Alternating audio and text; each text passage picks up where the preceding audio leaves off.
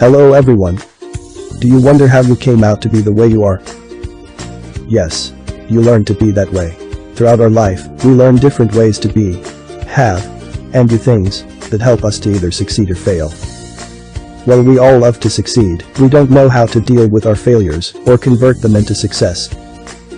Well, Maven can help you in your journey of moving ahead in life.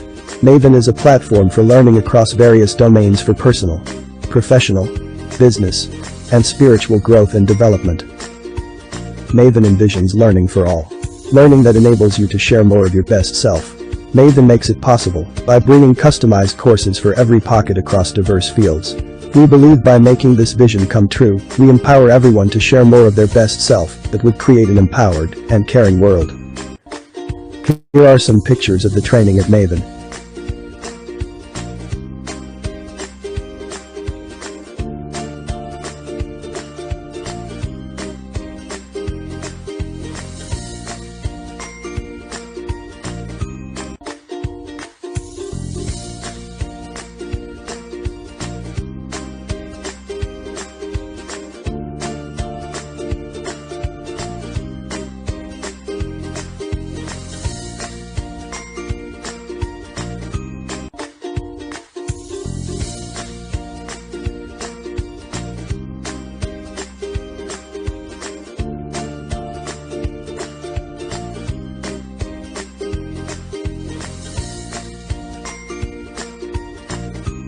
We are looking forward to seeing you at Maven.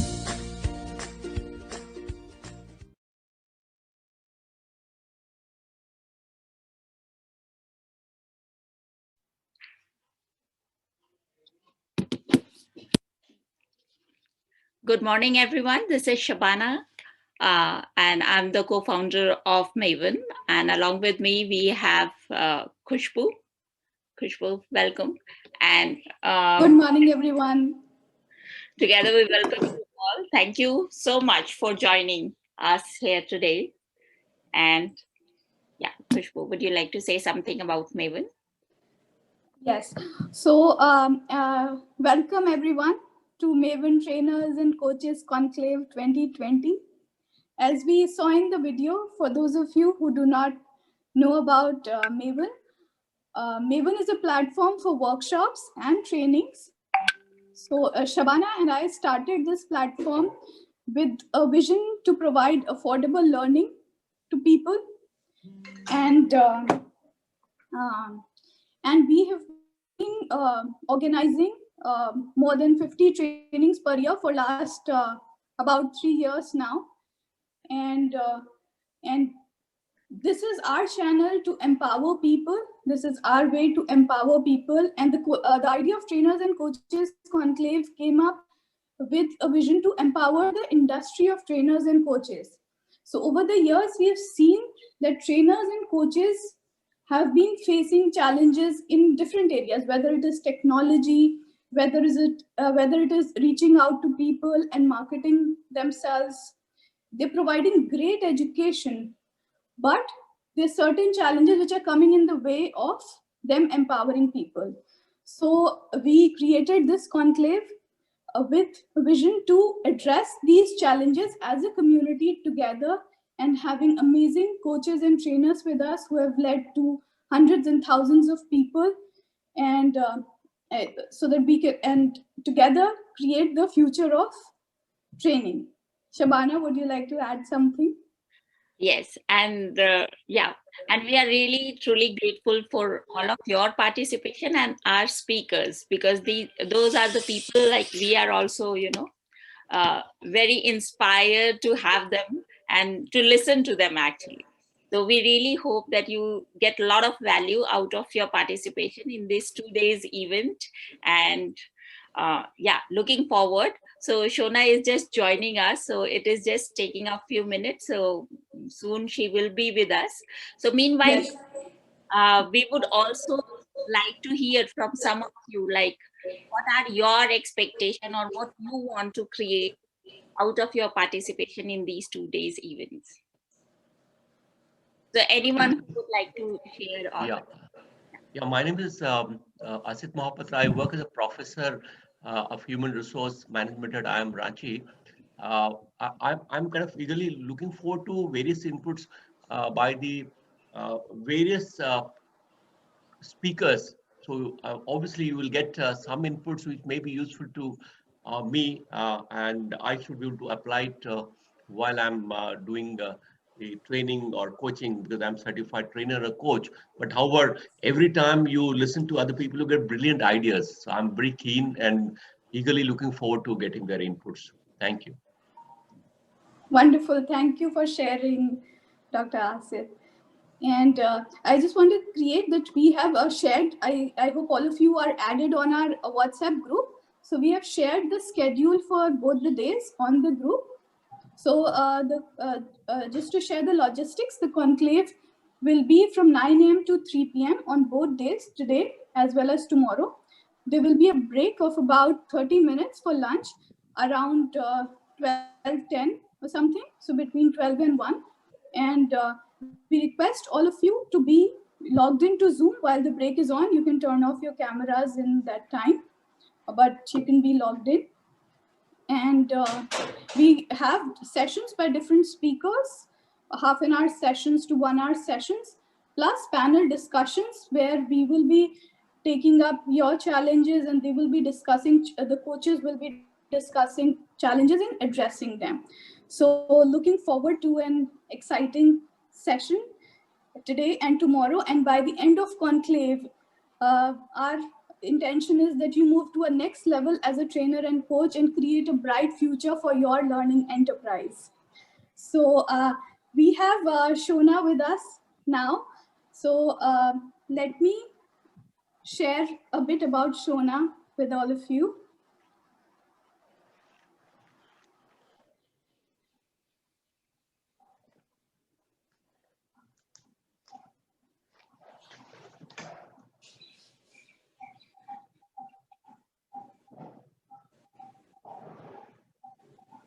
Just trying to share my screen. 1 second, please.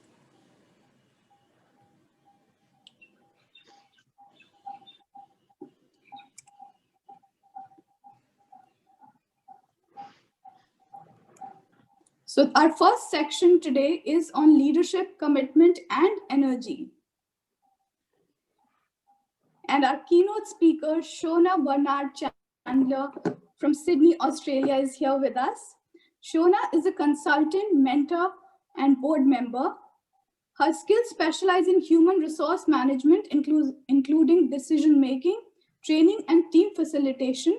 She has over 20 years of experience leading communication, leadership, and teamwork programs to 80,000 plus people, and has worked closely with all levels of management to deliver strategy and implementation of plans, processes, and systems. Let's welcome Shona. Yeah. Shona, over to you. Welcome to you, this program, please. Hello, everybody. My name is Shona, and oh, look, I'd love to welcome you and acknowledge you all here for this weekend. My only regret is that this talk is on Zoom, and I've been to India more than 40 times in my life. Right? So I'm looking forward to connecting with all of you. Okay, so let me tell you a little bit about myself. I'm an Australian and I have Jamaican heritage. As you know, Shabana and that said, I've been a speaker, a consultant, an educator for more than 30 years. And I've had the privilege of working with many, many thousands of people all over the world. So the reason I'm here today, first of all, is because some of you I know, and I would do anything to spend time with you again. And for those of you who I don't know, I'm looking forward to us becoming firm friends. You know, one of the highlights of my life has been the opportunity to be globally accountable for the training and performance of more than 1,500 leaders, each with their own teams and their set of projects that they have to accomplish. And I had that accountability for more than 10 years, and it is without a doubt, the best educating I ever did for myself, let alone anybody else. So I think that when Maven asked me to speak on this conclave and asked me to answer the question, do you have what it takes to lead the world? I think that they asked me because I've had that experience, the experience of being able to train globally. So let me answer the question very easily and very early. Do you have what it takes to lead the world? Absolutely. Each and every one of you has exactly what it takes to lead the world. But if you don't mind, what I'd love to do is spend this time that we have together looking at what were the things that really made impactful difference to my ability to train and educate over different cultures, different time zones, different commitments, all of the things that it took to lead globally, right? And then a little bit later in the day, if you have any questions for me, you should feel free to ask them and I'll do my best to answer them, right? So, you know, one of the things about leading globally is that I had to confront that irrelevant of how great I am as an individual, irrelevant of how trained I was as an educator, irrelevant of how committed I was, I only had 168 hours every week. And no matter how skillful you are, no matter how committed you are, if you only have 168 hours and you think you're the one that's going to have to personally impact each and every person, then you are going to be limited in how many people you can impact, right? So the very first thing that I had to confront when I took on impacting a global leadership program was I took on that I had to be able to reproduce myself. I had to be able to take my commitment and empower leaders to take my training and my commitment and then have them empower others and so on and so forth. And, you know, it was a real shift for me in being able to train and educate when I moved from being, it's about my leadership, and moved to a circumstance where it was about the leadership I could cause in others. Anyway, so along the way, I made lots of mistakes and learned lots of lessons, but I wanted to share perhaps my most important lessons with you in the hope that you would maybe, you know, get something out of it for your own training and education. Okay, so, you know, the first and most important lesson I think I learned was about listening. You know, for those of you who know me, I'm passionate about communication. I love it. It's my favorite topic. But if I really wanted to tell the truth, I have to deal with that if I want to empower others to be leaders, then I had to confront that the most important part of communication was listening, not speaking. So as an individual, I worked on myself. I trained myself to be eloquent, to be inspirational, to be easy to listen to. But when it came to impacting many, many people and having them cause leadership for me, I actually found that listening was more important than speaking. And, you know, when I talk about listening, I really talk about it in 3 different realms.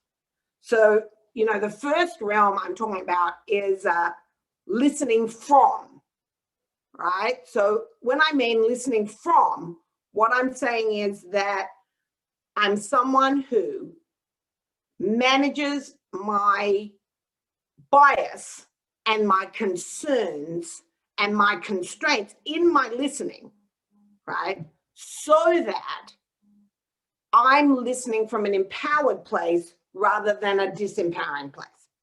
So the perfect example of that is, you know, when you're training and educating somebody, people show up in lots of different ways. But the easiest and clearest example is if I'm listening that they are difficult to train, if I'm listening that they are uncommitted, then that listening will give the kind of speaking I have. It will give the training I provide. So really, when I say listening from, I'm talking about managing my context and my listening so that I'm always listening for the best, the committed, the most extraordinary in people, right? And to tell you the truth, that doesn't come naturally to me. I was someone who was a little bit resigned about how human beings are. And I really had to confront that my resignation was a bias and inhibited my ability to train others. And it inhibited my ability to have others train others. All right. So listening for is, you could say, listening from is one of the most powerful ways to impact leadership, right? I have a quote that I often say from Dean Jackson, which is, listening is an art that requires attention over talent, spirit over ego, others over self. So you know, for me, listening from is one of those real powerful things that I had to learn when I was impacting the world. The second kind of listening I want to talk about is listening for, right? And you might not think that they're different, but, you know, listening from is about the internal state you have. But listening for is the evoking of what you're committed to out here in the world, right? So, you know, again, the listening for something is when you declare that which you're committed to, the outcome you're committed to, and then you pull for it.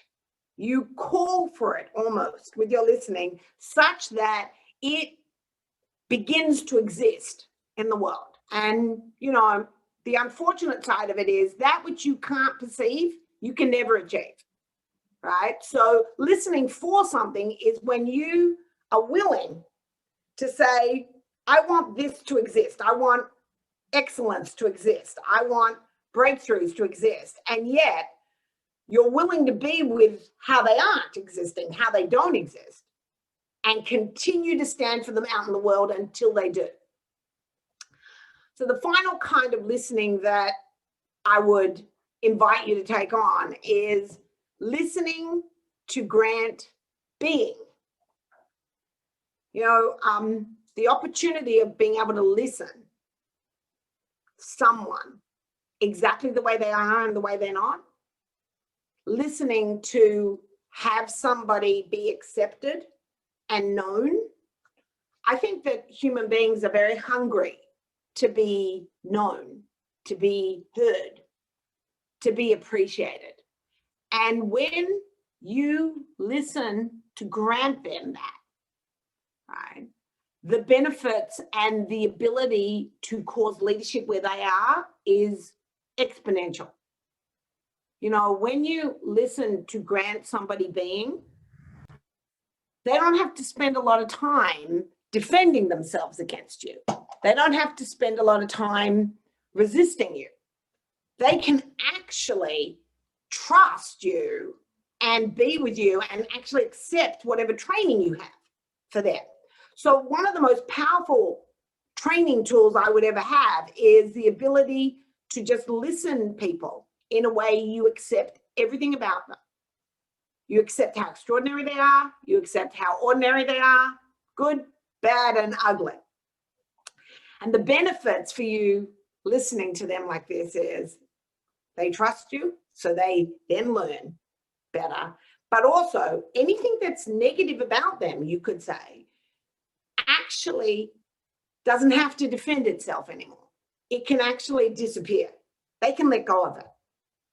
You know? So when you listen to grand being, you allow the greatness in human beings to show up and flourish, and that which is ordinary about them to kind of disappear. Okay, so I think if I was to give you any one area inside of what it takes to cause leadership and lead the world, is I would certainly give you listening as a tool. And just so you're clear, it wasn't an area I was great in. I still stand in that it's an area that I can ongoingly improve. So I don't ever think that you master listening. I think it's an onward journey, and you just are committed to getting better at it. Okay, so then when I think about one of the other things that I learned out of leading and causing performance across the planet with many, many groups is when I shifted my my concerns from me to we. You know, one of the things that I did when I shifted from me to we is I had to confront that in Western society, at least, I don't know so much about Indian society, but in Western society, we're really trained and educated to focus on ourselves. You know, and as a trainer and an educator, I looked at things like how I could become a better leader, right? And I took on a lot of those things, and I did become a better leader, right? And the irony was that as good a leader as I was individually, as great as my personal characteristics were, when I came to lead to, you know, these be accountable for these many, many, many hundreds of groups, all of those personal traits that I'd been practicing suddenly didn't work so well anymore, right? And I had to confront that if I wanted to impact the world, if I wanted to impact others, and if I want others to show up around me, I had to switch my listening from me, it's all about me, to we. Right? Now that really is a contextual change. And when it happened for me, it's like I expanded. I immediately expanded, and my concerns stopped being individual concerns and became team concerns, group concerns, community concerns, country concerns, world concerns. You know? So, you know, one of the things about changing yourself from me to we is there's no longer separation. There's no longer you and them. There's no longer a two sides, you could say. There's only the side you're all on, right? And when you're all on the one side, again, what becomes massively available is trust. And trust is a fundamental part of learning, right? People can't learn when they're in a state of distrust, and they don't learn. In fact, they spend all their time trying to wait and figure out how you're going to con them. So when you shift yourself so that there is no you and them, you're both on the same side, you're both we and us, what happens is you suddenly get access to this massive amount of trust, and with it, learning, training, exponentially, right, evolves. Yeah. So, you know, part of being in that shift from me to we is the conversation for service, serving, being of service. And, you know, I want to be really clear, being of service and serving is not about being a servant, right? It's not a conversation where you're less than. It's a conversation where you're up to something bigger than yourself. And if you want to be someone that leads the world, you have to be someone who is thinking globally, right? If you are thinking small, you will never find the solutions for the planet. You'll only find the solutions for whatever you're thinking of, right? So really being of service is, I think, one of the most extraordinary parts of shifting from being someone who is self-concerned to being someone who is extraordinary. You know, look, as far as I can work out, being of service was really tricky for me because my own self-concerns were always in the way until I got that actually I got benefits out of the we as well as everybody else. See, the shift from it's all about me and them might move to the level which is, oh, it's me and them, not me or them. But notice that me and them still has separation,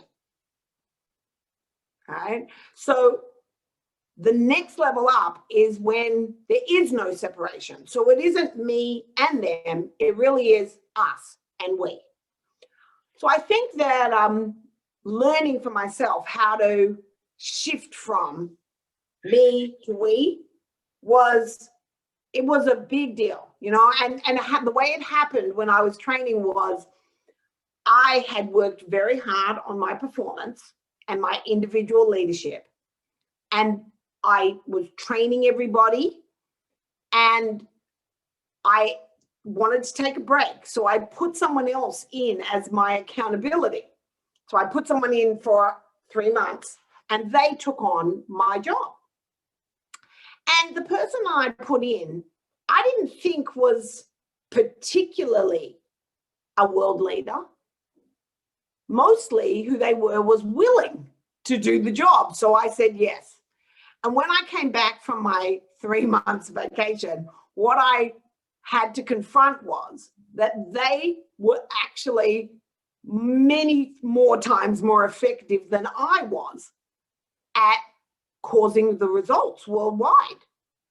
And I was really struck by that because I couldn't understand why this ordinary woman got results that I didn't get. And then I really asked her, I interviewed her, and I could see in our interview that whenever results were missing, I went to work on me, right? I worked on me, and she, whenever results were missing, she empowered others, right? And trusted them and had her concern on them. In fact, she didn't have her concern on herself at all.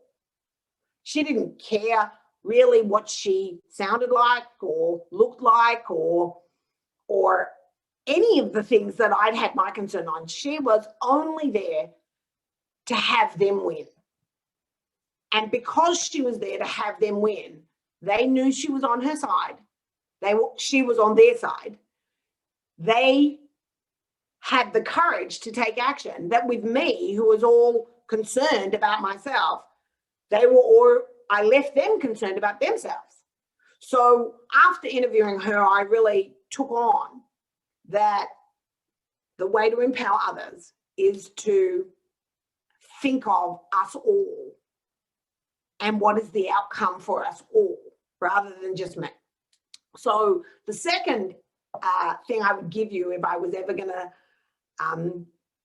tell you how to train people is change from me to we. I think the third idea that I would give you is for you as a trainer and a leader to confront that if you want to be someone who leads the world, you must give up that there is a right way, right? So I don't know about you, but I spent a lot of time in training and development, and I spent a lot of time designing the right way to do things, you know, the most effective and the most efficient way to train somebody so that their performance was high, right? And because I'd spent a lot of years in that field, I did have a lot of right ways to do things. And when I took on actually having people empower other people, that is leaders empowering leaders, empowering leaders, I had to give up that there is a right way to turn something out. So here's what I discovered. I discovered that people are most productive and most causative and turn out the best outcomes when what they're up to is their self-expression. See, if those people are concerned with turning out the outcome the way I want it turned out, then they're limited. Have you ever noticed how sometimes you learn in different ways to other people? You know, my daughter right now, she's just completed her first year of medicine, but one of the things that she used to be concerned about as she moved through her degrees was all the other children, oh, they're not children, sorry, young people, were taking copious notes and sitting in their room alone late at night, studying. And when she did that, she barely passed. And she was really concerned because she thought, you know, I really want to be accomplished and I am not getting it the way other people get it. But when we sat down and we talked about, well, what is your self-expression? If you wanted to turn out this outcome, the outcome of achievement or performance, what is your self-expression? And when she discovered her self-expression, you know, her self-expression was she loves to talk about and get into dialogues, and you can tell from being my daughter, but she likes to, in communication, in teaching, in interacting with others, that's how she likes to learn. She absolutely hates being alone, trying to learn something off by heart. So the moment she started to really take on, you know, I'm going to share my journey in medicine, her results went through the roof, right? So you can see from that there is no right way. See, if I had, as a teacher, if I had insisted that she learn the way the other children learn, then she would have been average at best. But when she found that right way for herself, that's when she actually became someone who could turn out the outcomes. So, you know, this giving up of that there's a right way and taking on that there's the way that works for people. That's it. Not the right way, not the one way, but the infinite ways in which people learn and turn out outcomes.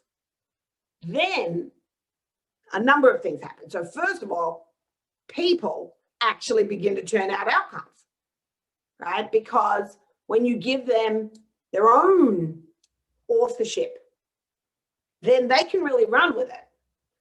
Another benefit is that you get to learn new things, right? I mean, one of the greatest gifts about being and leading and training all the different kinds of people that I did train was I learned much more than they did. And I learned it because I got to see how they would turn something out rather than how I would turn something out. So, you know, that giving up of the right way, I think that it takes, again, a little bit of trust. I think it takes a willingness to kind of be in the uncertainty. But here's what I invite you to do. I invite you to manage the outcome. Have your eye on the outcome that you want to achieve, but let people, give people permission to find the way they want to achieve it. You know, so for me, those three, I think, are the best top three things I would give anyone if I was going to say, you know, you want to expand yourself to lead the world. Okay, so then what would be next? Well, let's go back and deepen some of those three aspects, right? When changing my context from me to we, one of the areas that I noticed changed dramatically was the integrity I had around training and performance.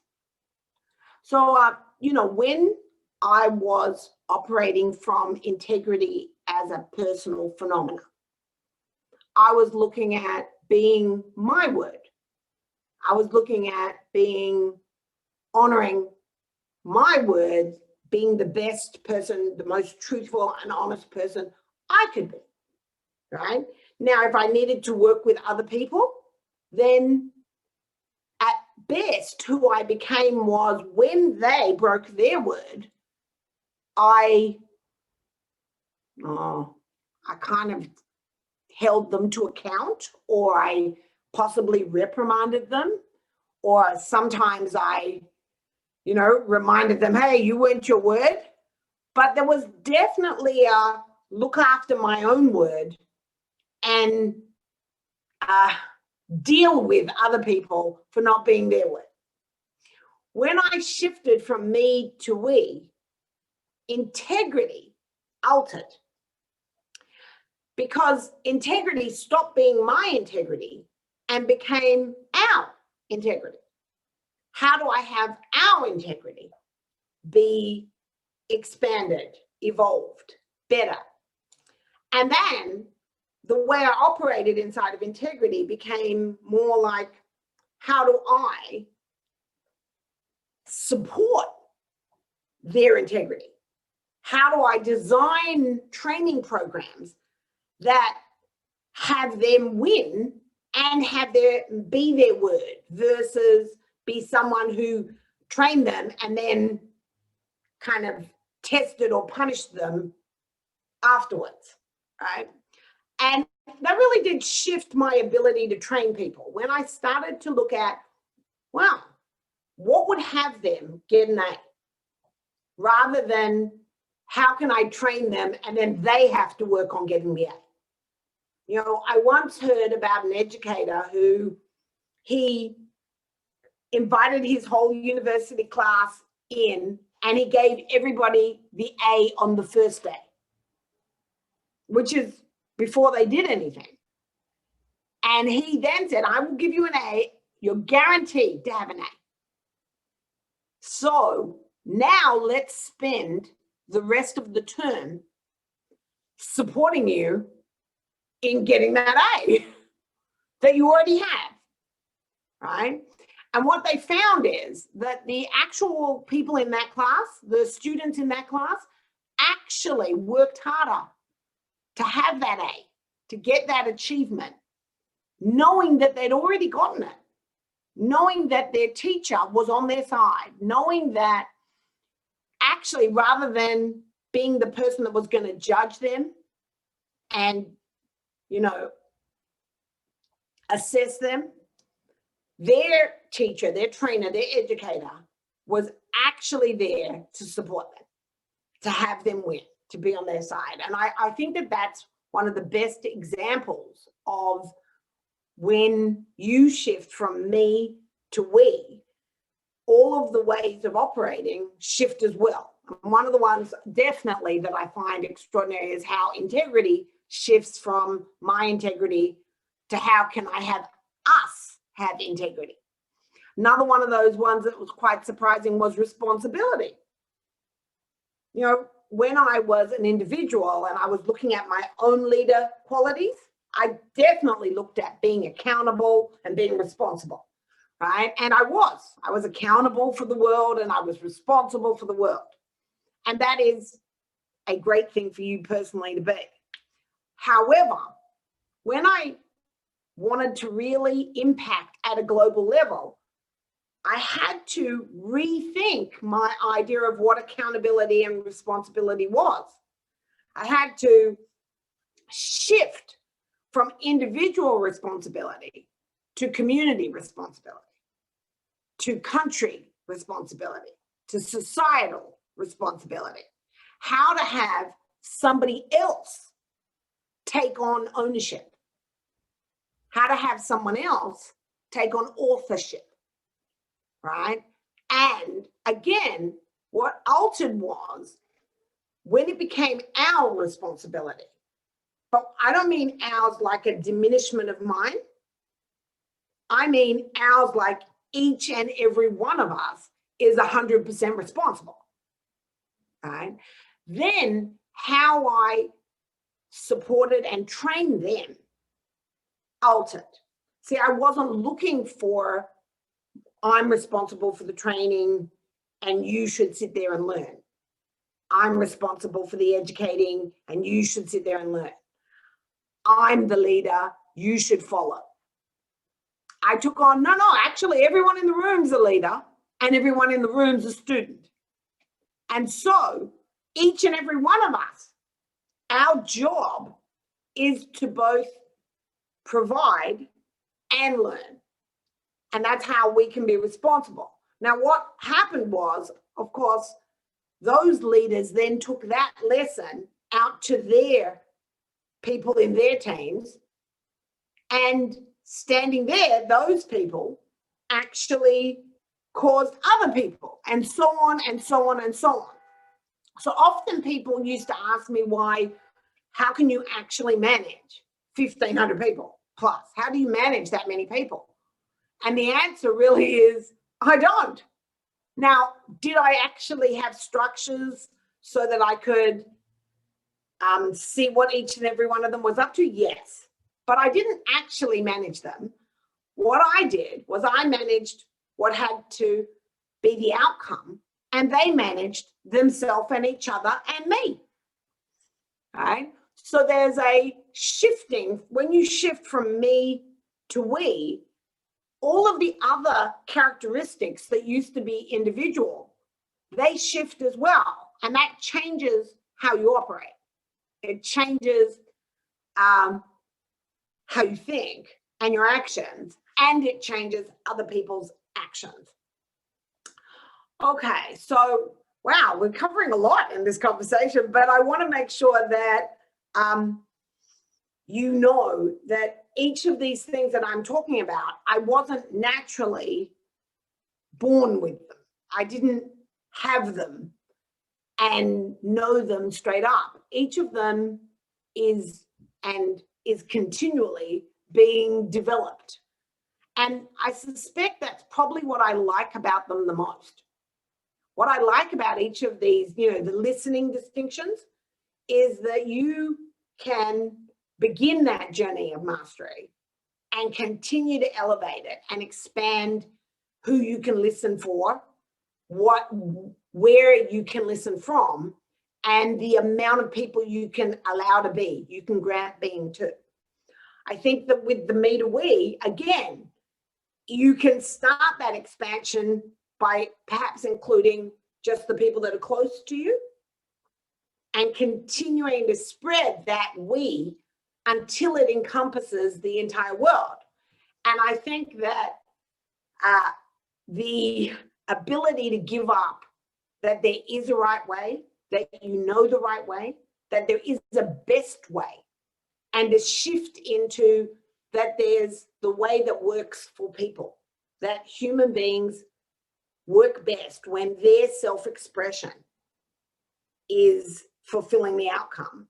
That also can be expanded so that you can really see the infinite ways to accomplish something.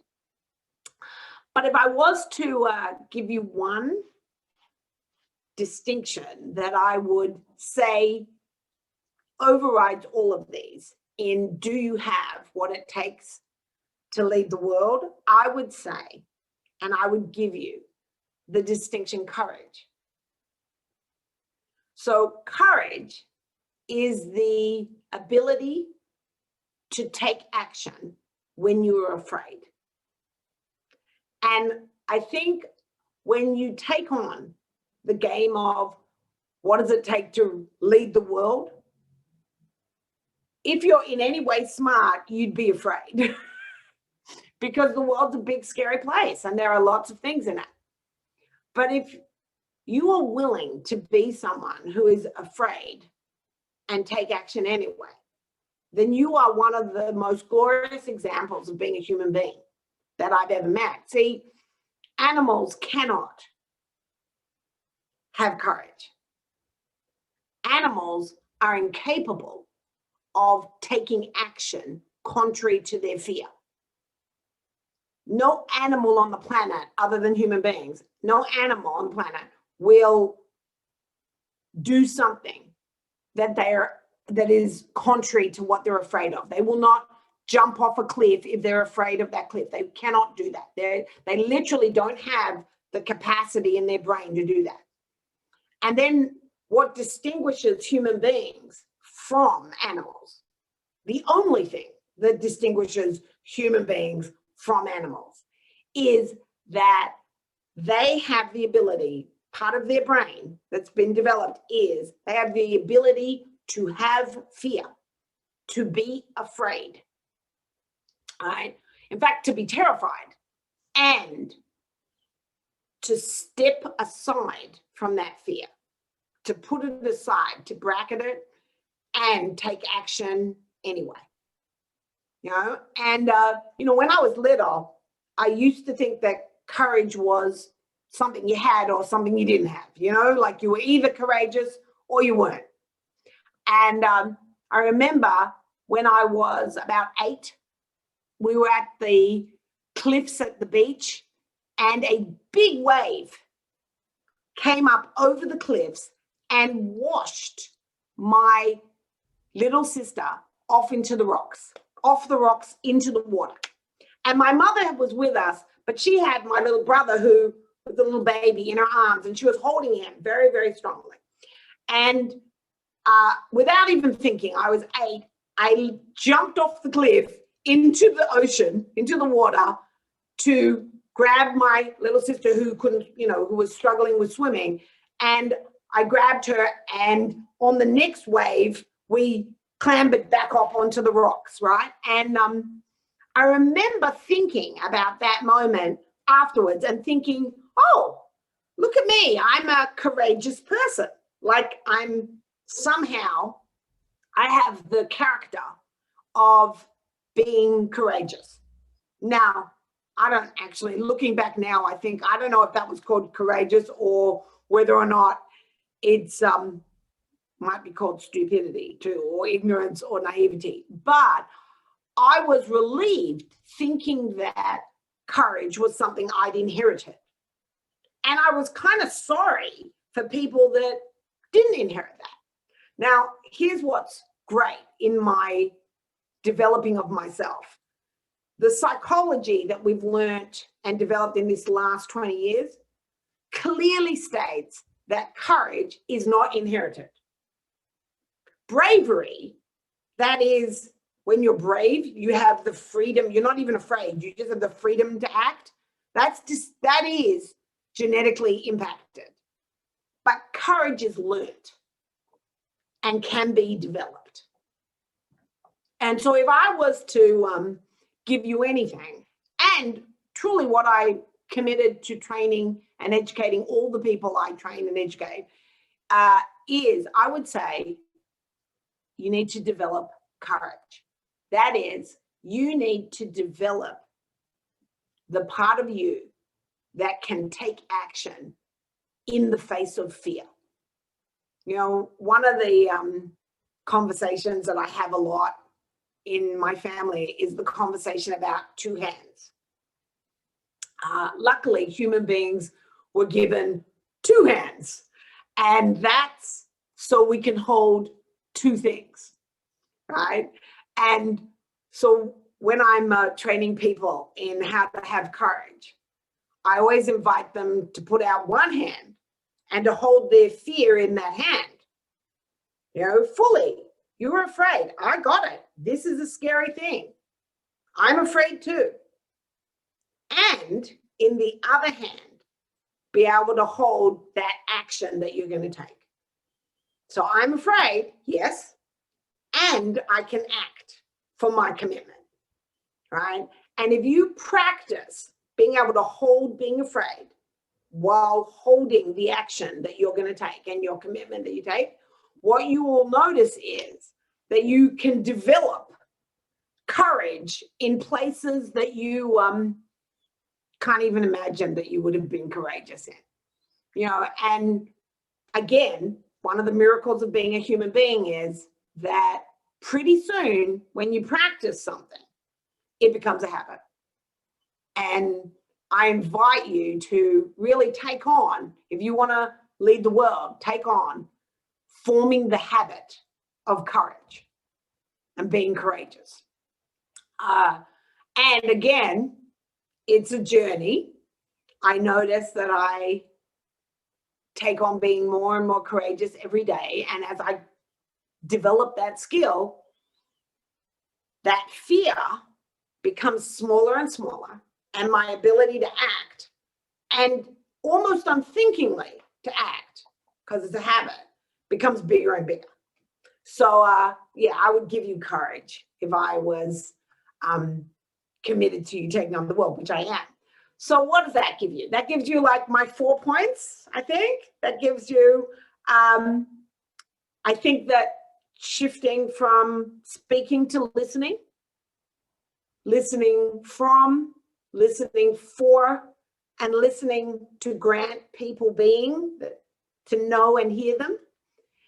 I think that I would give you shifting from me to we, and how that impacts you. Oh, it impacts you in so many ways. It impacts your ability to be of service and to serve other human beings. It impacts all of the different lessons you learn so that they can impact wider and wider circles. And I would give you giving up the right way, that there is a right way, that there is a correct way, and take on that there are multiple pathways, infinite pathways to turning out an outcome. And perhaps your job is to get curious about those infinite ways. And then finally, you know, I would give you courage. I would have you know that it's not a personality trait, that it is something you learn and it's something you practice. And pretty soon it becomes part of who you are. So, you know, I think I want to finish up by letting you know how moved I am by people that take on being educators and trainers, and that you would take it on and even be interested in what it takes to develop and educate at a global level is truly extraordinary. And here's why. You know, in this world that we're in, life is uncertain, and most people spend a lot of time in survival. They spend a lot of time being concerned about themselves. They spend a lot of time focused on themselves. And that all of you are even in the game of educating and training others, empowering others, having other people evolve, mean that you've moved your attention from you and you now have it looking outwards at the planet. So I want you to know that in my listening, you are all extraordinary, right? And that, of course, you're capable. You have what it takes to lead the world. So then the question is not, do you have what it takes to lead the world? It is, how are you going to lead the world, and when are you going to lead the world? So, you know, again, I really thank you and appreciate all of you and moved that you would have me on your conclave. I want to thank Maven for inviting me to come and speak. And I can't wait to get back to India. India was definitely one of those countries that trained me more than any other country in the world. And I have a very special place in my heart for it. So I love you and appreciate you and am moved by you. And I know that you're going to make a difference. Please make sure that you include me in any educating and training results you have. Okay, so that's me. I'm going to hand back over to Shabana, and hopefully we can move on to the rest of this conclave. Yeah. Thank you, Shona. And we have quite a few questions, and we have Ritu. Ritu, are you there? Hi, Shona. Thank you. It's great to see you and great to listen to you after so long. And we have loads of questions coming up. I'd invite Pinaki to take the first opportunity. Great. Yeah. Pinaki, please unmute yourself. Yeah, thanks, Shona, for your wonderful sharing. Very deep. It was a wonderful start for the weekend. Thank you. Yeah, and thanks to the organizers as well. Brilliant. So going forward, Shona, I was just thinking from your offering of courage, and I just had this burning question, a thought that as a trainer, what would be your take on engaging participants or engaging people who you care or who are with you for your wisdom or knowledge or love?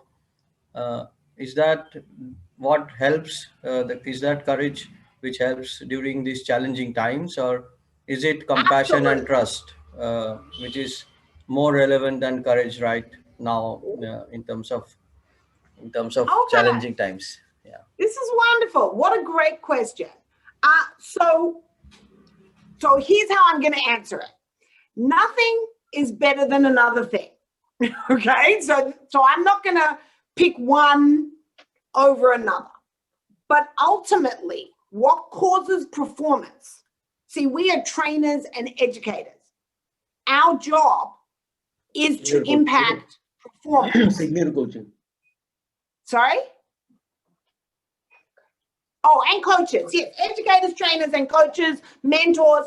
Ultimately, nothing impacts performance more than action. Right? So while everything else I talked about, trust, listening, context shift, they all impact how I educate. Fundamentally, what I want to do when I'm a coach, when I'm a trainer, when I'm an educator is I want to change or evoke or elevate the action of the people I'm training, coaching, and mentoring, you know? So for me, courage, which is training them to take the action, right? Training them in take the action even if you're afraid. Take the action even if you have excuses. Take the action even if your reasons. Take the action. That is, for me, the most effective one at impacting performance directly with people. So now, not everybody, right? Oh no, I'm going to say it differently. I'm going to say there are some people that are naturally brave. You know, I've had people that I've coached who are scary brave. They're like in action without even thinking about it, right? They're kind of like the Michael Jordans of action, but they are a very small percentage. You know, most people, when they're elevating their performance, they're afraid. So giving them the facility to act even when you're afraid, because mostly people don't act when they're afraid. I mean, if you think about it, part of the breakdown of this whole COVID year that we've been having is that people have become very stilted. You know, ventures that people were on or taking action in have become very condensed and slow.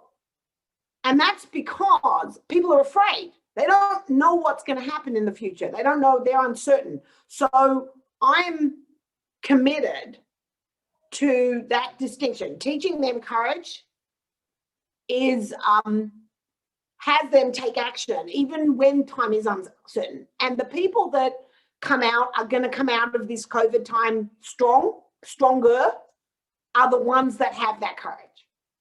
Anyway, I hope that answered that. And I'm not invalidating all the other ones.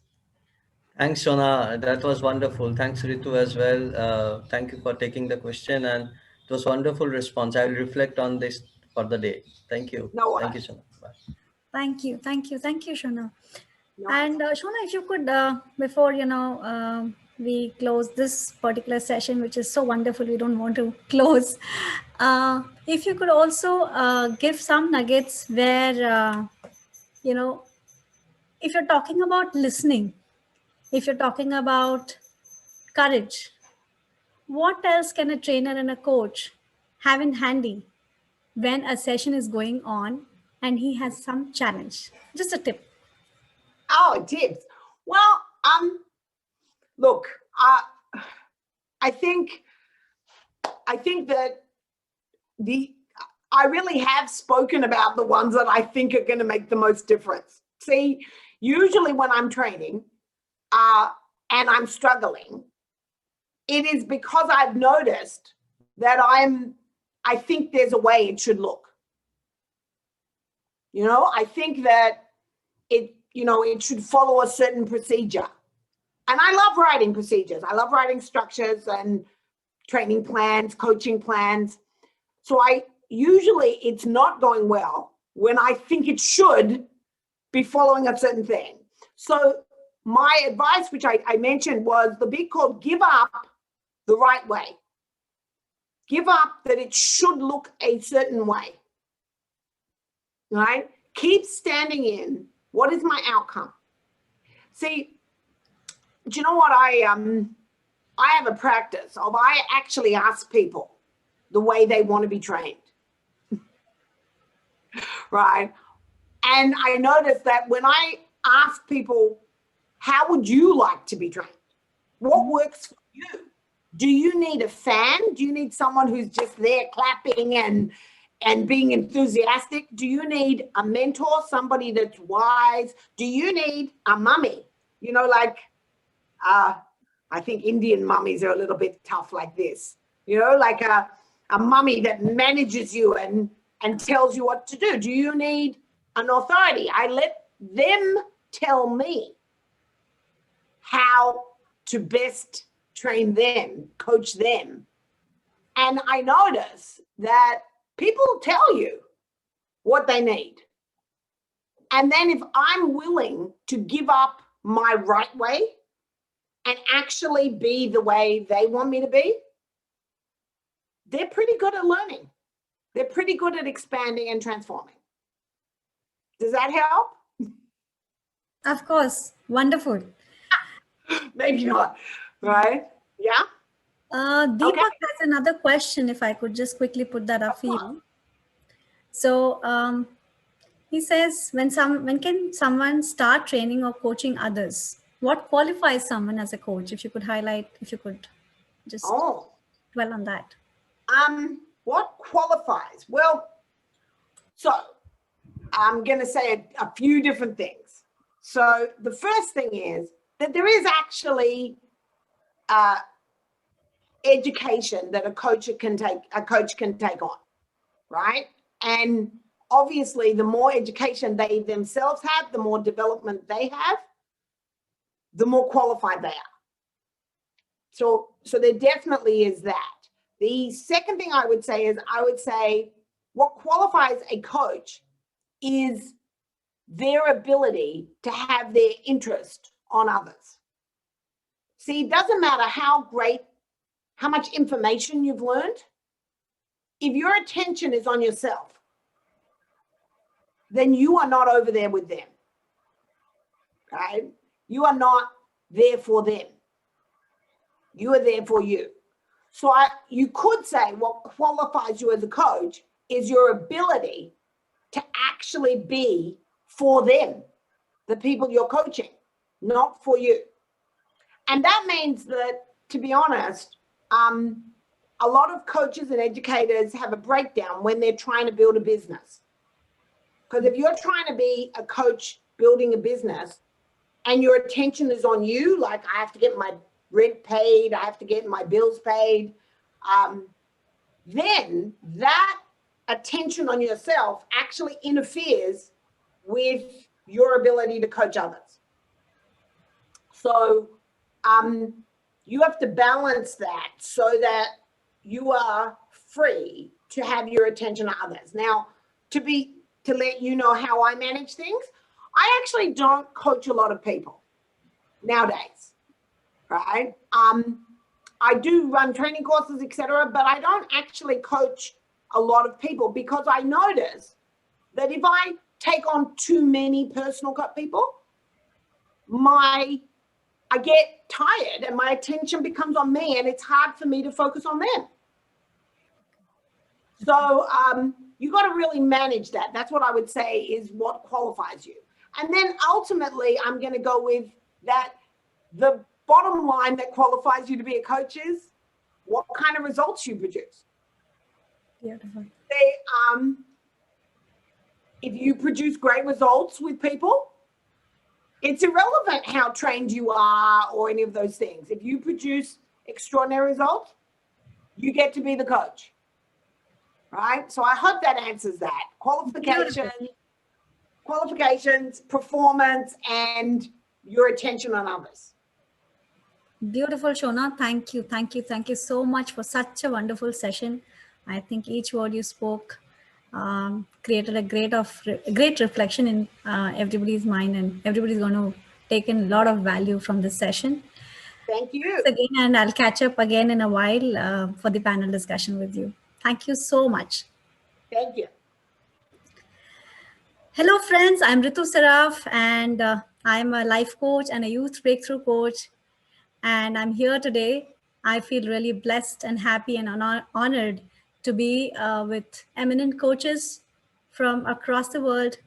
And up next, we have with us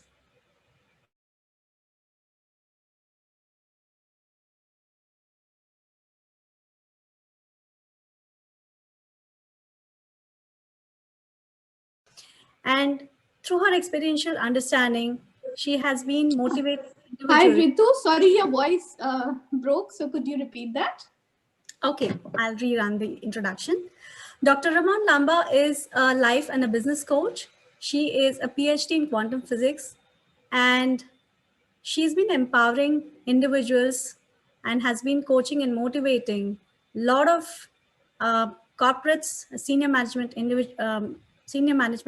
teams and sales teams in the area of emotion management, people management, and has engaged in many cultural exchange programs as well.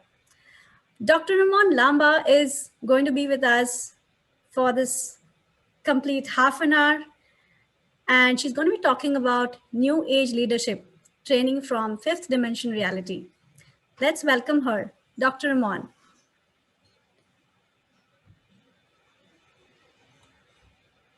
Are you there? Yeah, thank you so much, Ritu, for your introduction, and good morning to all the gorgeous people around here.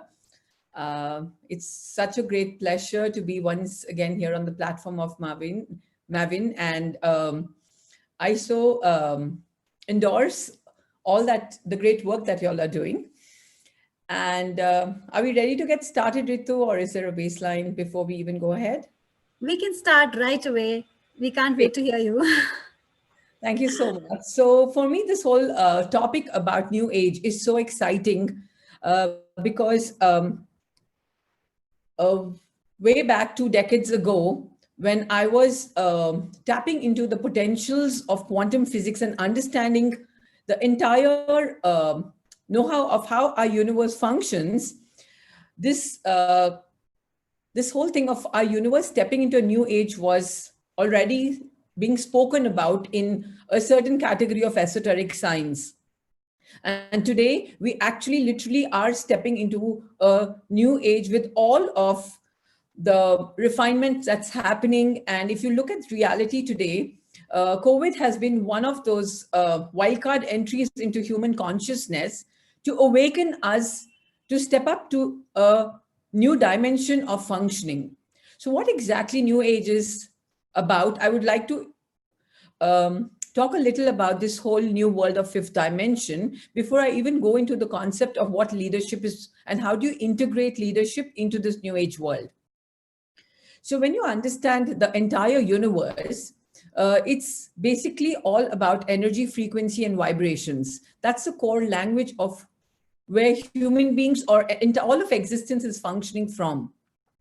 And about in the year 2012, literally, like we have evidence now, science has evidence that the magnetic grid of Mother Earth shifted from a certain vibrational frequency to a higher vibrational frequency. So when Mother Earth was rotating her magnetic grid at the third dimensional axis, somewhere around 2012, the shift began happening, and she started integrating into a higher dimensional frequency. From the third, the transition happened to the fourth and the fifth dimension. 2019 and 2020 were years where she integrated completely into the fifth dimension. In a very simple layman's perspective, it means that if Mother Earth was vibrating at a certain frequency, she raised her vibration to a higher, lighter frequency. And since we as human beings are inside the womb of Mother Earth, it became a mandate for us to up our game and lighten our vibrations to embody the lighter vibrational frequencies by letting go of all the heavy negative stuff that we've carried from lifetimes, from the past programs, from all that we've come in all these years. And COVID was one of those wild card entries. Like if you understand physics, they say that, you know, to excite a new energy or a new vibrational frequency, there is always an external force required, like a catalyst. So COVID actually came as a catalyst into all of humanity to excite us to question our existence. And it also gave us energy or an opportunity where we could actually let go of all of the past baggage or the past program that we've been coming from to step up into a new vibration. So my dear friends, literally Mother Earth is vibrating at a lighter frequency of the fifth dimension. And if you understand how this works, it's very important for us to embody these new frequencies into our electromagnetic fields. That's our bodies and our way of being. And that's the reason why there's so much chaos in the entire planet at this time. So when you go back to the time of Big Bang, our entire cosmos was created by chaos. So every time there is chaos, it's a mandate that we understand that something new is being created. And 2021 formally is going to be called the golden age, the new age. And the difference, the prime difference between this age is it embodies more of the heart frequencies than the mind frequencies. In the third dimension, it was okay for us to come from more from our mind programs or fear-based survival mechanisms. But the new frequencies, the new energies invite us to kind of come from our heart vibration, which has a certain resonant frequency. And I'm not going into the technicalities of what these frequencies are and what the level is. In a very simple layman's term, I would like to say, I would like to use the analogy of playing the game Candy Crush, right? Earlier, if you were in level 1, you had certain rules in level 1. And when you master level 1, then you've gone to up your level to level 3 or level 4, and the rule changes, the game changes. The game the outline or the broader perspective of the game remains the same, but something inside of the game changes and you've got to up the level of your playing.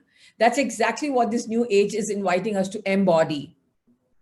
And inside of this, it's a huge responsibility for us coaches and leaders to embody these new frequencies from a space of more consciousness than auto programs.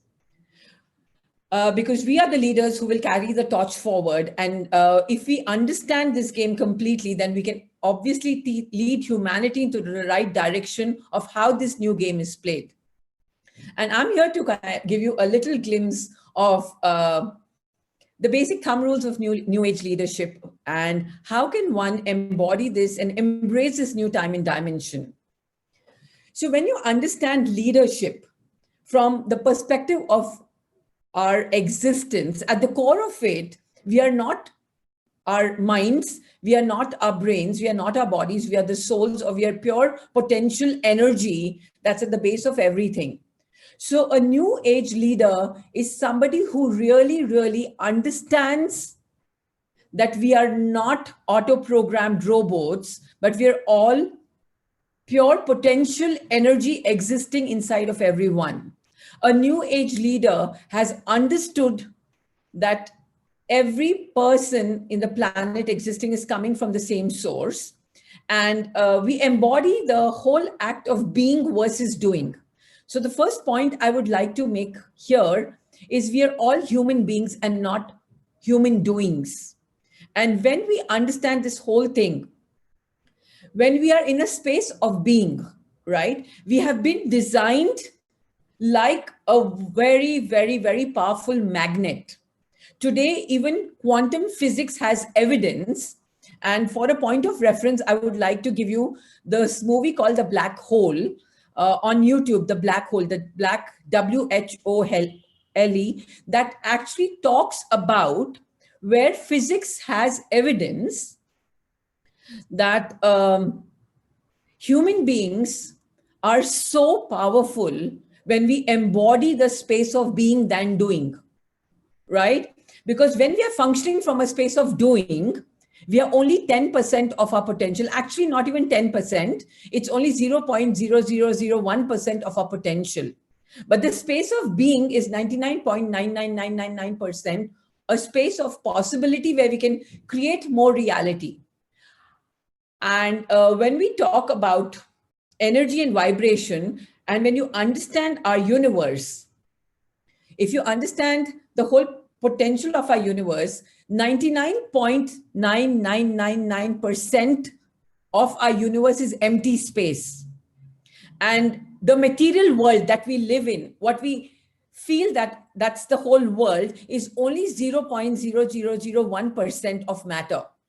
That means the world that you live in and that you see as physical reality is only 0.0001%, right? And when you function from a space of doing, you're functioning from more matter and less possibility or less vibration. So you get stuck in a specific way of doing, a box of a matrix where you cannot have the potential to create new possibilities. So a new age leader is someone who understands the potential of being versus doing and embodies more of the space of that empty space, because that empty space is that like that infinite playground where you can play the game. But when you're coming from a space of doing, you're only coming from a very limited programmed space of what you only know. And what you know kind of makes you an auto-programmed robot. So it's very important to move beyond the matrix of what you know to a domain of what exists in reality to become that powerful magnet. The second point I would like to here focus on New Age leadership is leaders who embody the new level of consciousness of the fifth dimensional vibrations come from a deep understanding of the laws of the universe. And one of the thumb rule laws of the universe is the law of cause and effect, which states that to every cause that I put into motion, there is an effect, right? This is very important to understand, my dear friends. because everything that shows up in my world, people who show up in my world, situations that show up in my world, anything that happened in my reality, I must understand that I am the person who's putting the cause into motion from a vibrational standpoint. That means every vibration that I'm emitting out, consciously, unconsciously, or subconsciously, is actually manifesting. It's going into that empty space, which is 99.999% empty space, and it's coming back to me as my reality, as an experience, or through people. That really means that as a conscious leader, I embody the truth that I have the capacity to create people. I have the capacity to create my reality. It is not people who are who they are. It is my understanding, my thoughts, my vibrations, and my feelings that bring out whatever comes out in people. That means if somebody in your world is showing up in a certain way which you do not endorse, maybe it's a negative behavior, maybe it's a way of being that you don't accept and acknowledge, it's important that you understand you are manifesting this and you are creating this. So that means when you function from a place of cause and effect, that I am the cause in the matter and I am the person who's creating my own reality, then you become the creator and not the victim. Because people who are waiting for other people to change, right? They're only trapped in a state of victimhood because they're functioning from that world of matter that is conclusion. Whereas, you have this whole infinite space of possibility to function from. So my dear friends, understanding the dynamics of how universe functions is very, very important. And that's where I, as a quantum physicist, have empowered my coaching skills, where I empower leaders to actually get in touch with that infinite potential within them. We don't go around walking like victims, being helpless about people's behaviors. But when somebody shows up in a certain manner in our space, we understand how we can manipulate matter and we can create a new possibility out of that person. Now, science has proven one thing about matter, the world of matter and vibration. And I would like to ask you a question here. What is that one thing in the universe that can manipulate matter? That one thing in the universe that can manipulate matter? Anybody? That's a question for my audience. That's mind. Okay. Your thoughts. Kunal, yeah, okay. So your thoughts. Beyond that, I would like to take this to another level up. Science today has proven that if there's one element that can manipulate anything solid that's already there in a physical reality as matter, it is human consciousness. Yeah, observation. The consciousness, the human consciousness. And guess, we as human beings are the most superior species who has the capacity in the human mind to process 80% of consciousness. That means if you look at the human brain, we are the only species that have evolved from the lower species to such high vibrational beings who can process, our brain can, 80% of our brain mass can process consciousness. But the sad part of our existence is, rather than being conscious beings, we have become auto-programmed subconscious beings because we are functioning from our past programs, our past experiences. And it is a mandate for every leader to go back, do the self-work, reprogram all of the programs that happen to you. Now, when I talk about auto-programs and the programs that happen to you, there are 3 levels of reprogramming that happen to a human being. Number 1, we are carrying our past life imprints in our DNA, which act as our auto-programmed mechanism that manifest as our behavior. So number 1, it's our past life imprints. At the level number 2, we are carrying all of the programs that happened to us when we were in our mother's womb as a fetus. That means every thought, feeling, and emotion that your mother was going through, right, positive or negative, you must understand you are a lump and a mass of cells regenerating and degenerating to create your brilliant, beautiful body.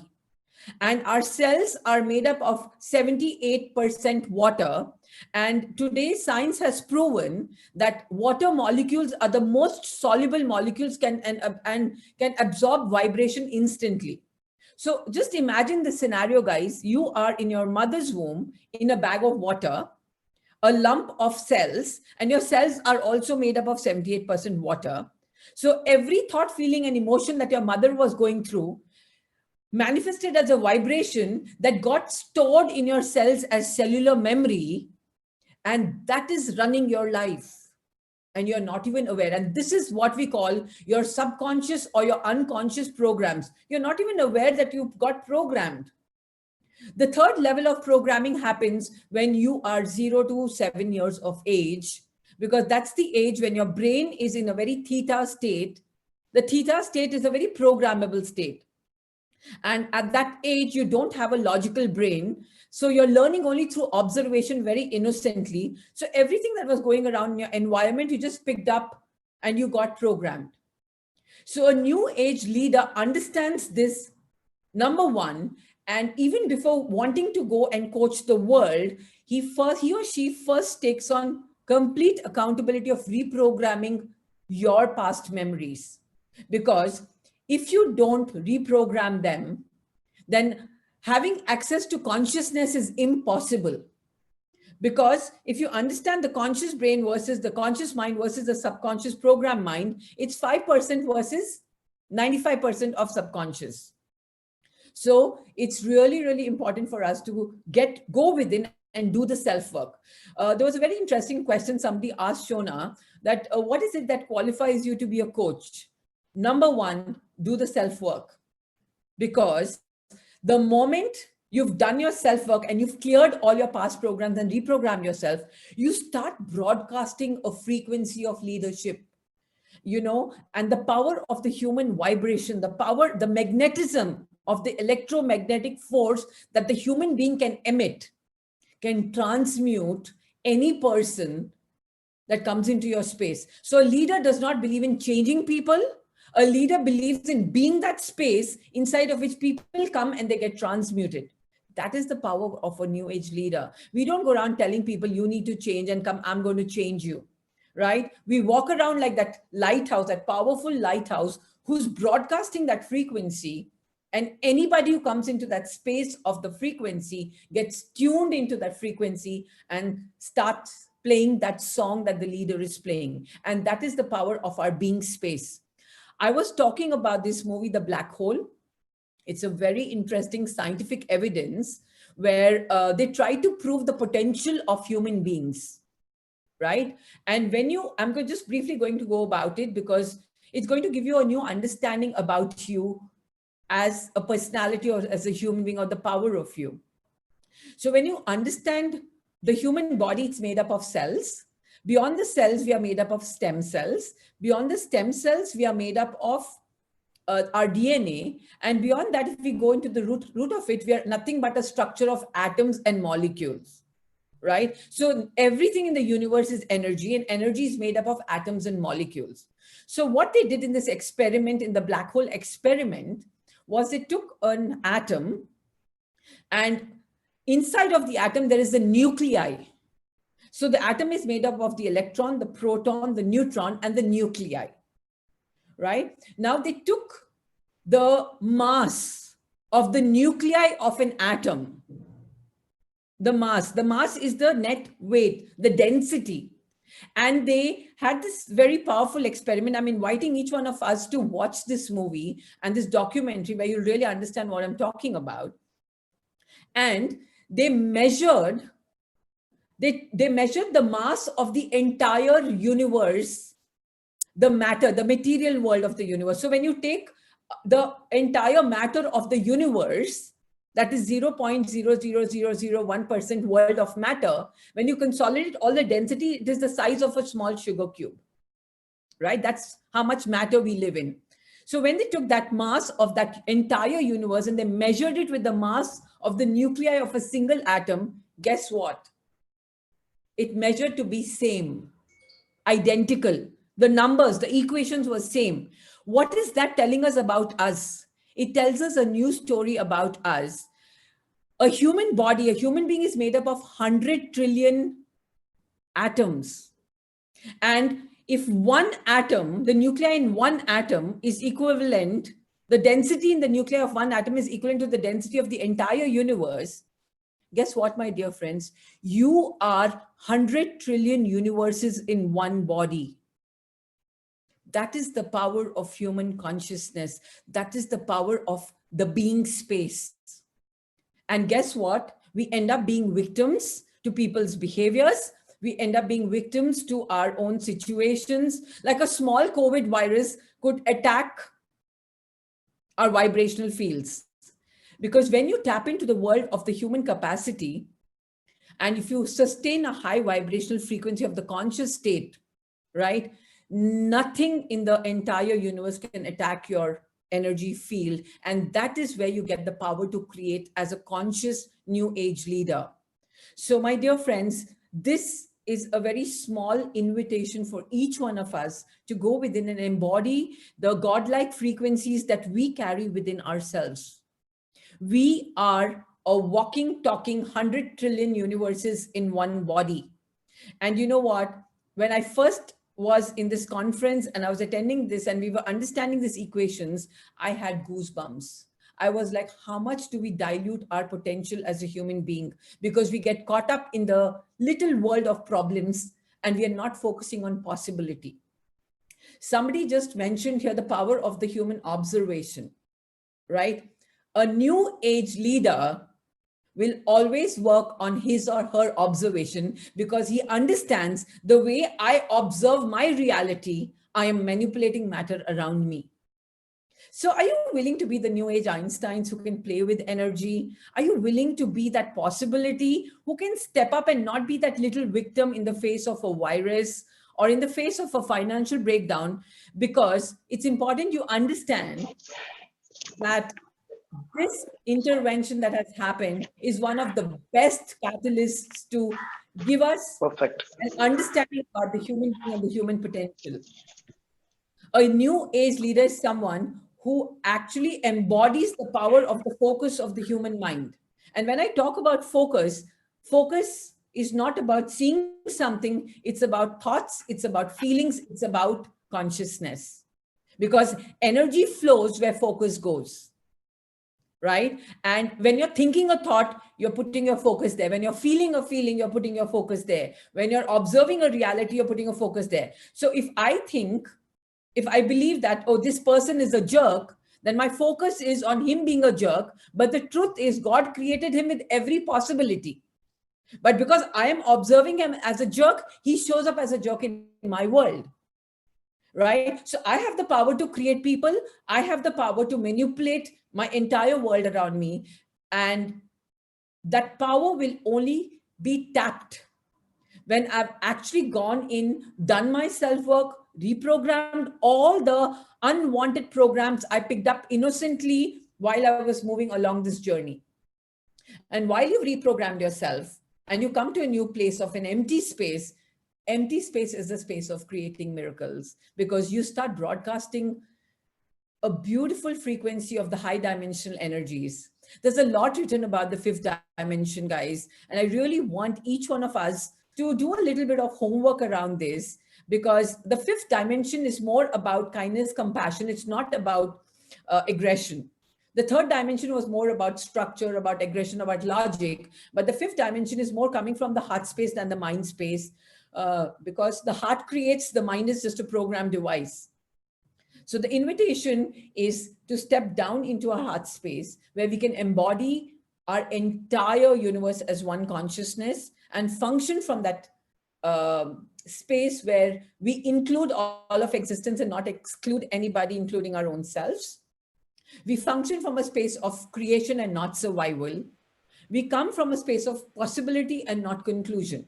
Because when you are coming from a place of conclusion, you are more matter and less vibration. And when you are matter, you create more matter. That means if you have a problem is nothing but matter, okay? So when you have a problem and you're functioning from the problem, you create more of the problem. So matter creates only more matter. But when you are in the space of problem, when you step out of being matter and being more vibration, then you create a new possibility over that problem. And that is what I call manipulating matter. And yes, how to be more conscious? See, it's very simple.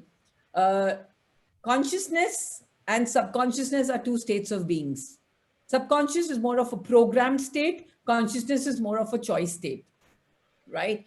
And if you want to train yourself to be more conscious, it's very, very important for you to go and reprogram all of your subconscious programs, right? Because your consciousness and your subconsciousness have to be aligned to the choices you're making. Because your conscious mind makes the choices, but your subconscious mind drives your choices, right? So the danger thing is today, if I make a choice, conscious choice, that I want to be more of a calm and a patient person. That's a choice I'm making consciously. But in my program, in my subconscious, I have anger programs and I have irritation programs. So no matter how much choices I make consciously, my subconscious is the driver of my reality. It will drive me towards anger and irritation. So the first step is I've got to go and reprogram all of those episodes in my life that happened to me in my mother's womb, in my childhood, early childhood nurturance years, that made me an angry person, and I got programmed to more of anger behavior, and my body has by-hearted the emotion of anger. I've got to go and relearn another new emotion of kindness, love, and patience if I really have to embody more of consciousness. Like if I look at my example, for the longest time, I was angry with life. I was angry with my parents and I didn't even know why, right? They had not done anything where I had reasons to be angry. But when I went into self-work, I realized all of those programs of my anger mechanism was coming from my mother's programs when I was in her womb. How innocent is that? Until I did not go there and change the program, I could not master my anger. And it's very important for us to understand, if we don't master our emotions and if we don't learn to deal with them, our emotions will deal with us. And that's exactly what's going on. Ending up being victims to such a beautiful, infinite reality that we were created. Like I always tell people when I look into their eyes, I said, there's a piece of God inside everybody. Can you look into the mirror and identify that piece of God? Are you willing to be that conscious to look at the light within your soul? And when you touch that piece of God inside you, it's such a blissful state, because then you start looking at every single being on the planet as a precious divine piece of God.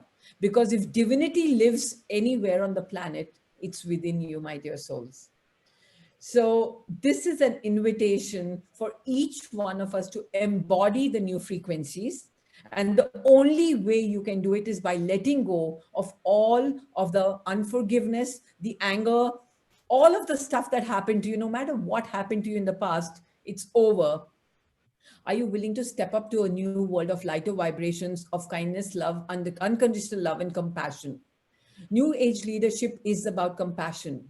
It's not about judgment, conclusion, and separation. It's not about projection and expectations. It's purely about compassion. And for me, the highest level of compassion is when somebody makes a mistake or somebody does something that you do not endorse. You just look at them and you say, here is another piece of God who doesn't even know what they're doing. And with that, I would like to have a closure to this talk, opening up myself to any questions that are available. I would Thank be you, more than. Ramon. I have a lot of questions coming up, and Mukul raised it first, so I'll give him that opportunity. I'm asking him to unmute himself. Mukul, if you could unmute yourself, please. Hi, am I audible? Yeah. Yes, Very much. you are. Hello, my question is how to be in state of being, always or even at least most of the time? How to be? In the state of being, how to choose the state In of the being. state of being.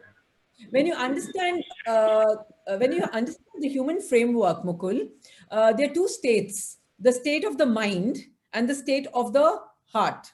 Not the literal heart that I'm talking about, but it's a very internal, deep state of divinity within us.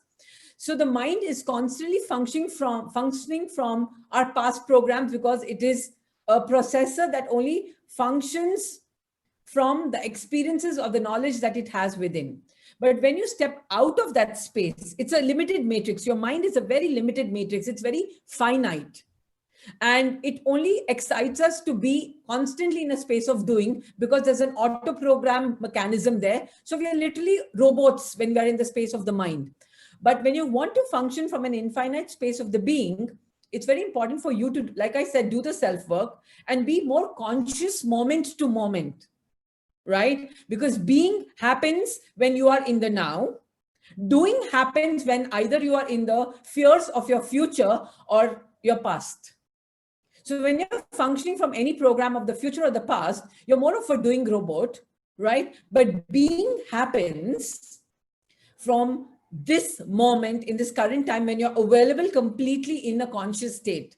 And how can it be actualized or achieved is, like I said, by meditation is one of the best ways, because meditation creates more of mindfulness, right? And when you're mindful and conscious, you actually get a grip to bypass the programs of your mind to get to a pristine divine space within you. That's the space of being. And when your actions are driven from being, right, that is when you manifest miracles. But when your actions are driven from programs, you end up creating only that stuff what you created in the past. I hope that's clear, Mukul. Yes, I get a crux, but I think it takes part of this. Like you know what Shona, remember Shona said, it's all a journey. It's not like a formula that I give you, right? And I'll say do this and you'll come to a space of being. It's a journey. It's a journey within. So you've got to go inside and do the self-work, because if you don't do it, who's going to do it for you? Because you are the only one who can vibrate in your frequency, right? You are the one who can create your electromagnetic frequencies. And your frequency is defined by your thoughts, the quality of your thoughts, feeling, and your emotions. And being in a state where you're more available inside yourself, and you're plugged out from the outside world. Normally, we are, so focused on the outside world. They need to change. They need to change. This person needs to do this. But we never go inside and see that I am the cause in the matter who's emitting this frequency that's attracting the reality towards me. So master the being space. Great. Thank you so much. Everyone is full of wisdom. Thanks for sharing your insights. Thank you, Mukul, for asking relevant questions. Ramon, thank you so much. And I request you to join us in the panel discussion up next. So I just, request Shona Sukhdeepak ji to join us now for the panel discussion. My dear friends, Sukhdeepak ji is also joining us along with the other two speakers you just heard, Dr. Ramon Lamba, Ms. Shona Bernard, and Sukhdeepak ji. Sukhdeepak ji has been conducting transformational training across the globe for more than 30 years. He's trained and coached more than 20,000 people across 150 organizations in 17 countries. And Shona, as you know, is a consultant mentor, and you've already heard her. She is great at strategy and implementation of plans, processes, and systems. Dr. Ramon, who just is here with us and has coached us beautifully on, fifth dimension reality and the new age leadership. She is a life and business coach, and through her experiential understanding as a coach and motivator, she has touched lives of many individuals, including mine. She's my mentor, and she has trained many corporates from senior management to sales teams in the area of emotion management, people management, and has engaged in many cultural exchange programs. Let us all welcome all the three speakers up in the panel for the topic leadership, commitment, and energy in training. I know we have a lot of questions there, Pooja and Vinay and everybody. So time is pressing, so we won't be able to take those questions now. My question has been answered by phone anyways. Yeah, lot of questions have been answered in part ways, but the way you would like to hear it. Yeah. So Shona, can you please show up? Sugdeepak ji. Good morning, everybody. Nice to see so many old friends here. Hi, Vivek. Great. So Kushbu, if you could spot them on. Yeah. Shona, are you there? Yes. Okay, great. I'm not able to see you yet. So, okay, great. So, exactly, what do you think about leadership? What kind of, we just spoke about, Ramon just spoke about leadership, new age leadership. And we heard, commitment, and we were talking about energy. So what exactly would you say for a trainer or a coach in this industry? What should the leadership look like, and commitment, what kind of commitment levels should one hold? And when somebody is coaching, what's the energy that one should carry? What's the persona that one should carry around? Who would like to go first? Shona, would you like to go? I can. Shall I? Yes, you should go. Okay, great. So, see, one thing that I discovered long time back in 1982 was that my trainers, my coaches, they helped me with one main thing, and that was to, be in charge of my life and not be a victim. Okay. So as a trainer and a coach, what I see, one of my roles is to help people to discover what their commitment is and to help them navigate a world where the circumstances are always trying to influence us. And most of us get influenced so much by the circumstances through our feelings that the feelings take over and not the commitments. Right? And that's where the energy comes in. My first coach told me, listen, either your audience is going to influence you or you're going to influence your audience. So what will you do if you have a lethargic, lazy, non-interested audience? And the first thing she said was generate the energy. So when you generate the energy and when you generate the interest and when you generate the enthusiasm, then you will influence them, because people get influenced by feelings. And that's where the energy comes in. So that's what I wanted to start with. So let's hand over the baton to the others. Yes, Shona, if you would like to continue. Oh, thank you. So again, this is a journey and it is a discovery. If you ask me this question next year, maybe we'll be different. But for me, I think being a coach is a little bit like being a parent. You listen for the best. You interact with the best. You support the child for the best in them. And you prepare for the worst. So for me, coaching is, I always coach for the highest performance, for excellence, for integrity. And I make sure that my coaches support and set up their lives for the ordinariness. See, it's no good if I only coach them to be empowered when life is good. Actually, I have to support them in being empowered for when life is bad or for when life is ordinary. So in that same way, I think a coach needs to have their hands on, both hands, like both standing for the best and preparing for the worst. Beautiful. Oh, I'm sorry. And as far as vibration and experience, I loved Ramon's speech, but I have to say that being moved myself is the best way to have someone else be moved. Being inspired myself is the best way to have someone else be inspired. And so me having my own energy be elevated is the best way to have other people's energy around me be elevated. When I first began my journey into the energy domain, I'm sorry, Shona, if I have you completed what you wanted to say? Okay, good. Yes, So the first thing I discovered was that when I start raising the level of my consciousness, and it happened when I didn't even know that there was a thing called consciousness. You know, back in 1982, when I attended a program, I think, which we all are very familiar with, so I don't have to tell you what it is. What woke up within me was a lot of courage, you know. Before that, I was quite a timid guy, you know, I mean, who couldn't speak in front of people. I was a shy sales manager, all right. And then something woke up and I started for the first time in my life to do something which I wanted to do, not what my father wanted me to do, not what the world wanted me to do. And that required courage. So later on, when I went into the energy domain, I discovered that I had raised the level of my consciousness beyond 200. Okay, so that's when the courage comes in. And I can completely resonate with what Shona is saying, that, you know, everybody can deal with life very nicely when it's all going honky-dory, all right? Even though we may be wonderful, magnificent, extraordinary human beings, we are. That's how I relate with people.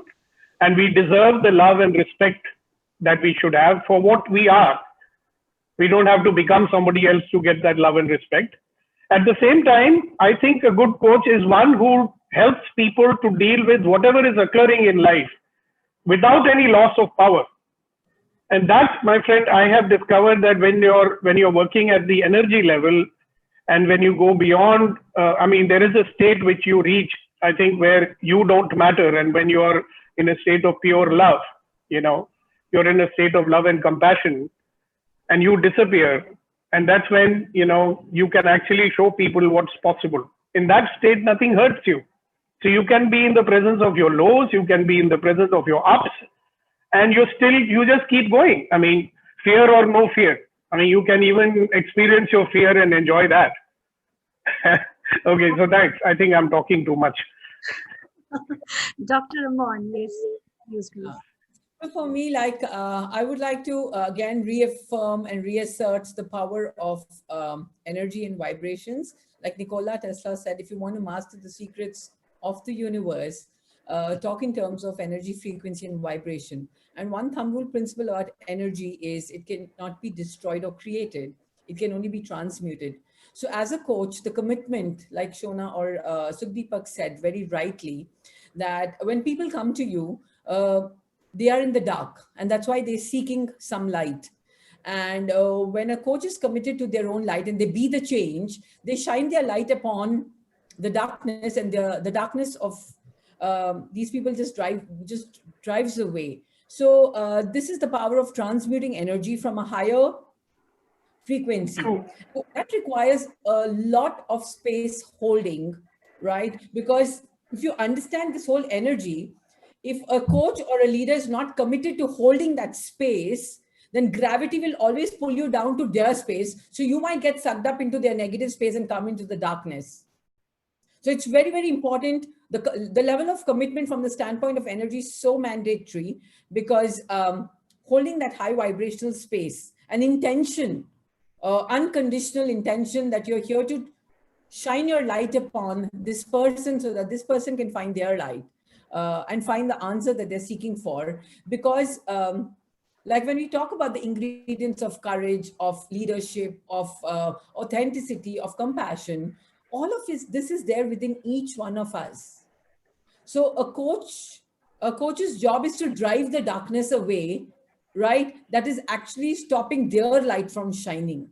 And that's only possible with very extreme high levels of, first of all, the coach or the mentor being the change themselves. So you got to be authentic to walk your talk. You just can't pussyfoot around giving them concepts that you're not applying in your life. Absolutely. When you're talking about compassion, then you got to broadcast compassion. That's right. Right? Got to show in every single cell, atom, and molecule of your vibrational frequency. And that is when effortlessly you pick them up from wherever they are, and they start shining their light. Awesome. So here I would like to reiterate and request you to bring up the subject of commitment. When you talk about commitment, when you really think about as a budding coach or as you're stepping into coaching, mentoring people, what exactly should a commitment look like for the coach himself or herself, and for people around. Because all said and done, if the commitment is missing, the results will be actually nowhere. So can you Absolutely. elaborate on that? So, That reminds me, back in 82, what made me want to choose this career? You understand? I was in a nice multinational company job and I discovered my calling. And what was it? I mean, I wanted to do something which I would never, ever want to do in my life, like teach.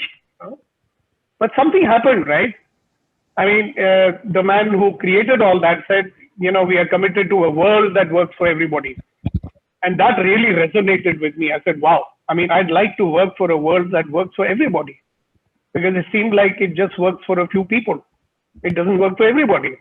And I'd like to do that. And I said, if, 3 days can do this much to me, right, then there is so much. I mean, I wish I had someone like this when I was, 15 years old. I mean, my life would have been so much different, there wouldn't have been a need. So that's when I committed myself. All right. So has it been easy? No, it's not. There have been ups and downs. All right. It's easy to, say and difficult to do. I'm very fortunate that I had someone who, beat me black and blue and said, you don't have the right to talk about anything which you don't do yourself. First do, then talk. And I still remember there was this talk about shifting the, your communication from reaction to creation. And here I was, in a world that I realized what 90% of the time I'm reacting. And when I'm reacting, where's my commitment? I don't even know what I'm committed to. And from time to time, I remember, oh, this is what my commitment was. Where did it go for the last 1 week? So I believe that even as a trainer, it's very much possible to be there and getting sucked into the space of your audience and whatever it is that they are struggling with, and whatever it is that, look, let's face it, in this world, circumstances force you to be in a state of survival. All right. And because we get influenced so easily, I mean, just because I'm standing in the front of the room, it's not like I'm not going to get influenced. But I need to have a mastery over not allowing that, whatever it is, to influence me and make me forget what I'm committed to. So that's where the energy has always come in. That I use the energy to, first of all, allow my commitments to influence me rather than my feelings or the circumstances. And when I'm being that with people, it's not even the words that communicate so much as what I'm being at that time. Because I have always believed, and I continue to believe, it's not what you say that makes, people will never do what you say. Dr. Raman, what's your take on this? For me, there are two levels of commitment. One is the personal self-commitment, and one is commitment towards the client or the coachee who's come in your space to get a certain result. Commitment comes from a place of not giving up completely. And one of the biggest trends I would like to feel proud about is not giving up on people, no matter what, because sometimes it does get challenging. Being a coach comes with a great, huge level of responsibility to the other person's life, because now this person has actually surrendered to you to make those shifts and those altercations in their life. Commitment is about not being victimized with your own stories, like how Sukhdeepak said. We as human beings do get sucked down in our own behavior mechanisms. We do have our anger mechanisms, our fear. We do get into the survival mode.